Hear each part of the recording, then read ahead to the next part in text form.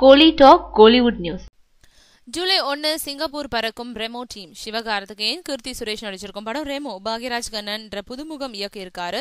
Anirudh இசையமைச்சிருக்காரு. 24 AM நிறுவனத்தின் சார்பில் RD ராஜா தயாரிச்சிருக்காரு. சிவகார்த்திகேயன் படங்கள்லயே பெரிய பட்ஜெட்ல தயாராகும் படம். இதுல அவர் 3 கெட்டப்புகள்ல நடிச்சிருக்காரு. அதுலயும் குறிப்பா பெண் வேஷத்துல நடிச்சிருக்காரு. இதனால படத்துக்கு பெரும் எதிர்பார்ப்பு ஏற்பட்டிருக்கு. இதோட ஒரு பாடல் வெளியீட்டு விழா சமீபத்துல பிரம்மாண்டமா நடந்தது. இயக்குனர் சங்கர் உள்ளிட்ட திரையுலக பிரமுகர்கள் கலந்துக்கிட்டாங்க. இந்த நிலையில படத்துல இடம்பெறும் மற்றொரு பாடலான செஞ்சிட்டாலே என்ற பாடல் சிங்கப்பூர்ல வெளியிடப்பட இருக்கு.